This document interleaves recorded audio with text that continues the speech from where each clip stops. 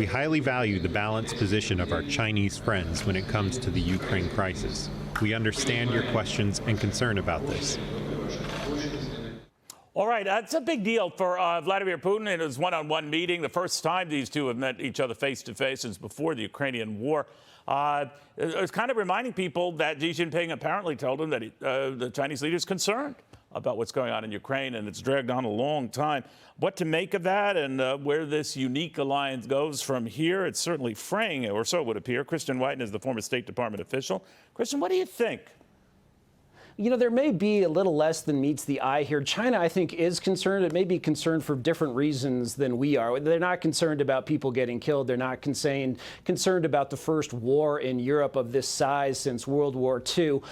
They may be concerned that it's not going better. But China benefits somewhat significantly from the reorientation of energy markets. We're seeing the potential to, in the short term, get Russian gas and oil for a lot less than normal market prices. And in the long term, to reorient that Russian natural gas away from Europe towards China, which gets China out of a huge strategic choke point where their gas and oil is coming through the Malacca Strait off of Singapore. If you can get that overland, that's a lot more secure in the event of a conflict with the U.S. We're learning, of course, of this turnaround in events. I think the last count was now 3,500 square miles in Ukraine that were under Russian control, that now are under Ukrainian control. And then, this aggressive counter campaign on the part of the Russians, hitting very close to these two nuclear facilities. It sounds like it could get very ugly.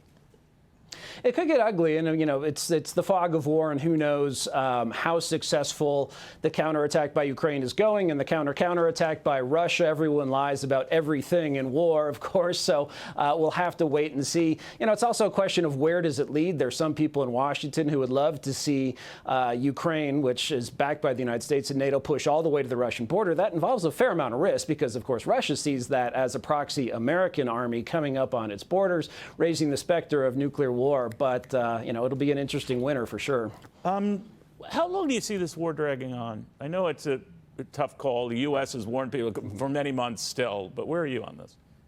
I think it goes on a long time, which is unfortunate. I think now, for the first time, you have both sides have an incentive to talk. Before, Russia really didn't have a big incentive because they were slowly eroding. And why talk if you're winning? But now that both sides have been demonstrated to each other that you can kind of win some and lose some, there's an incentive to actually cut a deal.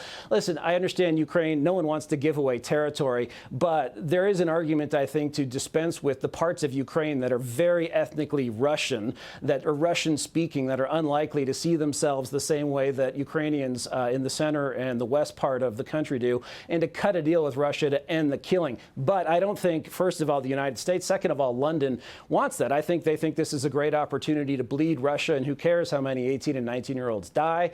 So my guess is this does drag on for many months. Kristen, always good catching up with you. Thank you very much, Kristen.